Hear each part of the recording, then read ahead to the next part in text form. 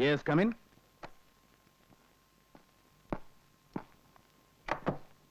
ഇതെന്താ? ഒക്കെ സൈൻ ചെയ്തിട്ടങ്ങ് പോവും. ആഴ്ചയിൽ ഒരു 3 ദിവസമെങ്കിലും ഓഫീസിൽ വന്നെങ്കിൽ ഇത്രയും പെൻഡിങ് വരില്ലായിരുന്നു. ഞാൻ ശ്രമിക്കാന്നിട്ടല്ല ഡേവിഡേ, ജോലി തിരക്കല്ലേ.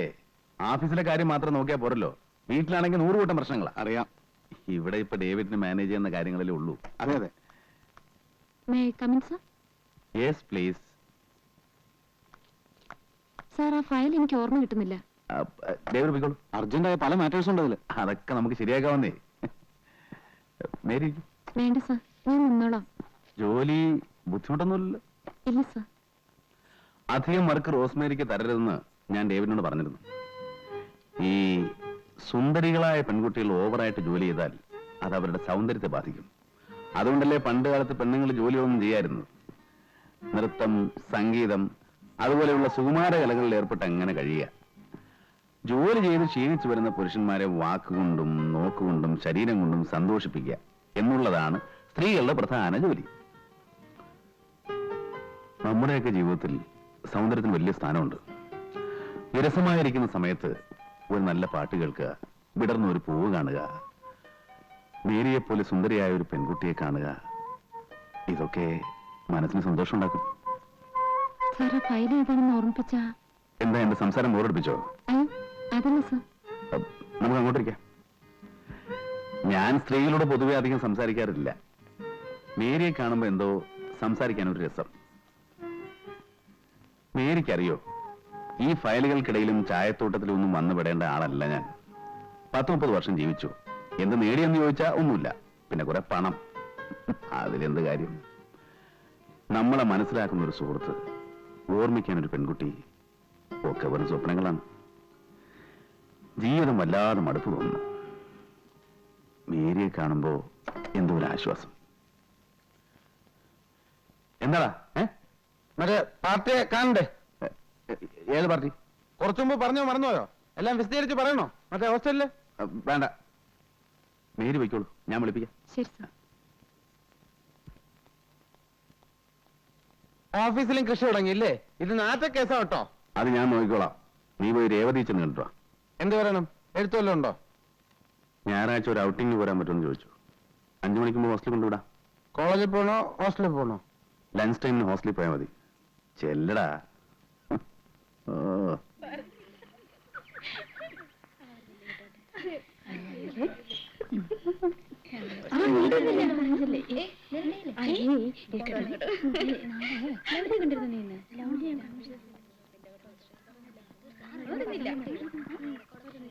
പെങ്ങളെ, രേവതി എന്ന കുട്ടി കോളേജിൽ പോയോ? മുറിയിലുണ്ടല്ലോ.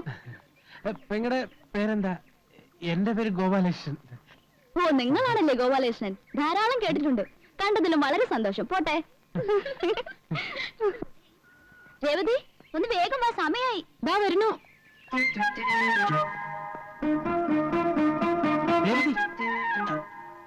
ഞാനാ ഗോപാലകൃഷ്ണൻ. വിഷ്ണു സാർ പറഞ്ഞിട്ട് വന്നതാ. അയ്യോ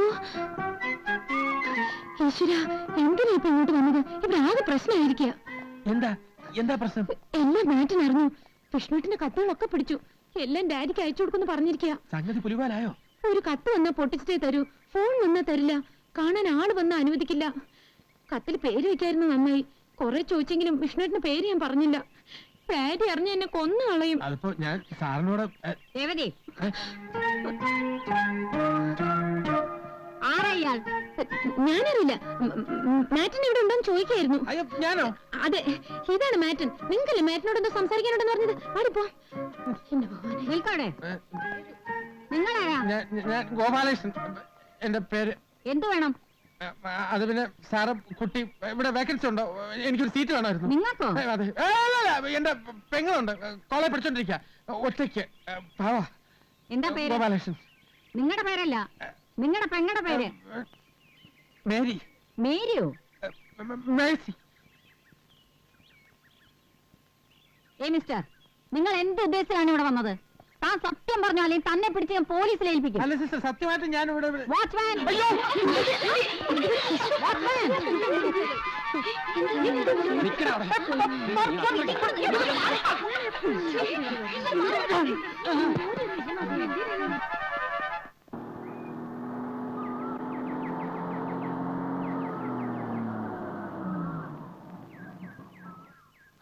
അങ്കിൾ.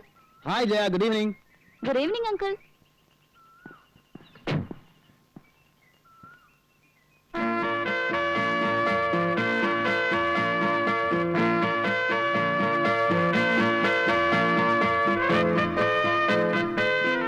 പെൺകുട്ടികളുടെ വളർച്ച ദിവസം തോറുമാണെന്ന് കേട്ടിട്ടുണ്ട്. പക്ഷെ നിന്റെ വളർച്ച നിമിഷം തോറുക. ഓരോ നിമിഷം കഴിയും തോറും നീ കൂടുതൽ സുന്ദരിയായിട്ട് വരിക. എന്താ ഇതിന്റെ ഒരു രഹസ്യം? ഈ അങ്കിൾ എപ്പോഴും എന്നെ കളിയാക്കും. അയ്യോ അല്ല, മേനകയെ കണ്ടപ്പോ വിശ്വാമിത്രന്റെ തപസ്സിളകി എന്ന് പറയുന്ന കഥ കള്ളക്കഥയൊന്നും അല്ല. അല്ലെങ്കിൽ വല്ല കല്ലോ മരമൊക്കെ ആയിരിക്കണം. ഞാനൊന്നും അങ്ങനെയല്ലല്ലോ, ചോരത്തിളപ്പുള്ള ഒരു യുവാവല്ലേ. മാത്രമല്ല അങ്കിൾ കാണാൻ നല്ല സുന്ദരനാണ്. ആണോ? ആ, ആര് കണ്ടാലും ഒന്ന് നോക്കിപ്പോവും. ഈ സൗന്ദര്യത്തിലൊന്നും ഒരർത്ഥമില്ല കുട്ടി. ഒരു 10 വർഷം കഴിയുമ്പോൾ എനിക്ക് 40 വയസ്സാകും, നിനക്ക് 25 വയസ്സാകും. എന്ന് വെച്ചാൽ ജീവിതത്തിലെ സുവർണ കാലം നമ്മളെ വിട്ടു പോകുന്നു എന്നർത്ഥം. അത് വെറുതെ പഴക്കി കളയണോ? ഞാൻ പാഴാക്കില്ല. അപ്പൊ പിന്നെ എന്നെ ഒറ്റപ്പെടുത്തുകയാണോ? ഇല്ല, അങ്കിളിനെയും കൂട്ടാം. പോട്ടെ അങ്കിൾ. അങ്ങനെ അങ്ങ് പോയാലോ? ജയ ഇതുവരെ എന്റെ വീട്ടിൽ വന്നിട്ടില്ലല്ലോ. വന്നാ ഒരു കാപ്പിയെ കുടിച്ചിട്ട് പോവാം. ഇന്നില്ല, ഇനി ഒരിക്കൽ വരാം. മതി, ധൃതിയില്ല. ഞാൻ ജയക്കൊരു സമ്മാനം തരുന്നുണ്ട്. എന്താ? ഒരു പച്ച മരതക കല്ല് വെച്ച സ്വർണ്ണ നെക്ലസ്. അയ്യോ, വീട്ടിലറിഞ്ഞ എന്നെ കൊന്നു കുഴിച്ചു മൂടും. അതിന് വീട്ടിൽ അറിയണ്ടെന്നേ, അല്ലെങ്കിൽ റോൾഡ് ഗോൾഡാന്ന് പറഞ്ഞാ മതി. എന്താ? ശരി, സാറേ, സാറേ, ഞാൻ പോട്ടെ അങ്കിൾ. ആ സാറേ, എടാ, എന്താടാ, എന്ത് പറ്റി?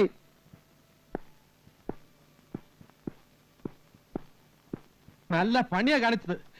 എന്നെ ചെകുത്താന്റെ മുന്നിൽ പറഞ്ഞു വെച്ചിട്ട് സാറ് ഇവിടെ വന്നെന്ന് സൊല്ലാ.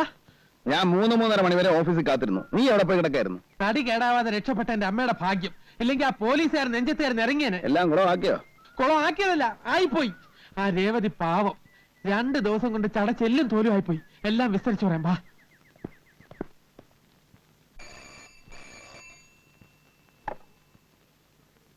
Yes, women's hostel. മേറ്റിനാണ് സംസാരിക്കുന്നത്. നിങ്ങൾ ആരാണ്? രേവതിയുടെ ഫാദറാണ് ഗംഗാധരൻ നായർ. കൊച്ചിയിൽ നിന്ന് STD ആണ്. രേവതിയെ വിളിക്കണോ? വേണമെന്നില്ല, ഇപ്പൊ സ്റ്റഡി ടൈം അല്ലേ, അവള് പഠിക്കട്ടെ. ഞാൻ അവളുടെ കാര്യങ്ങൾ അറിയാൻ വേണ്ടി വിളിച്ചതാണ്. അവളെ നാട്ടിൽ പഠിക്കുന്നുണ്ടോ? പഠിക്കാൻ മോശമില്ല, പക്ഷെ ഈയിടെയായിട്ട് ചില അഫയേഴ്സ് ഒക്കെ ഉള്ളതായിട്ട് അറിഞ്ഞു. കുടുംബത്തിന് ചീത്തപ്പേരുണ്ടാക്കി വെച്ചോ? കൊല്ലും ഞാൻ അവളെ. ഞാൻ ഇപ്പൊ തന്നെ പുറപ്പെട്ടു വരണോ? വേണ്ട, ഞാൻ വളരെ സ്ട്രിക്റ്റ് ആയിട്ട് പറഞ്ഞിട്ടുണ്ട്.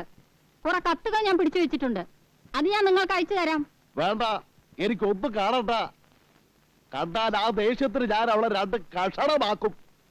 അവളുടെ പഠിപ്പ് ഞാൻ അവസാനിപ്പിക്കും. അതൊക്കെ സിസ്റ്റർ തന്നെ എടുത്ത് നശിപ്പിച്ചേക്ക്. പിന്നെ വരുന്ന കത്തുകളൊക്കെ സെൻസർ ചെയ്തിട്ട് കൊടുത്താൽ മതി. ശരി. വിസിറ്റേഴ്സിന് ആരെയും അനുവദിക്കണ്ട. എന്തെങ്കിലും ആവശ്യം വന്നാൽ എന്റെ ഒരു കസിനുണ്ട്, അയാളെ അറിയിച്ചാൽ മതി. വിഷ്ണുനാരായണൻ എന്നാണ് പേര്. പ്ലാന്റർ ആണ്. ഓ, വിഷ്ണു താങ്കളുടെ കസിനാണോ? വിഷ്ണുവിനെ ഞാൻ അറിയും. ഈ ഹോസ്റ്റലിന്റെ അഡ്വൈസറി കമ്മിറ്റി മെമ്പറാണ് അദ്ദേഹം. ഓഹോ, എങ്കിൽ സിസ്റ്റർ ഒരു ഉപകാരം ചെയ്യണം. ഇപ്പോൾ തന്നെ വിഷ്ണുവിനെ വിളിച്ചൊന്ന് പറയണം, അവളെ ഒന്ന് ഉപദേശിക്കാൻ. പുറത്തു വിടണമെങ്കിൽ വിഷ്ണുവിന്റെ ഒപ്പം വിട്ടാൽ മതി. ഓക്കെ, STD ആണ്. നിർത്തട്ടെ. Thank you sister. കലക്കിട്ടോ, സമ്മതിച്ചിരിക്കുന്നു. ഈ മൂരാച്ചികളെയൊക്കെ വിറ്റ് കാശ് നമ്മുടെ കയ്യിലില്ലേ ഗോപാല? ഏറ്റാതെ ഇപ്പൊ വരും ഫോൺ. കണ്ടോ? Hello, Vishnu here. നമസ്കാരം സിസ്റ്റർ.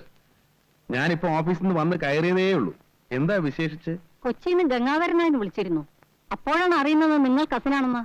ഓഹോ, ഏട്ടൻ എന്താ വിശേഷിച്ച്? ഞങ്ങളുടെ ഒരു കുട്ടി അവിടെ ഉണ്ട്, രേവതി. ഉവ്വ്, അവളുടെ ഒരു കാര്യം സംസാരിക്കാനുണ്ടായിരുന്നു.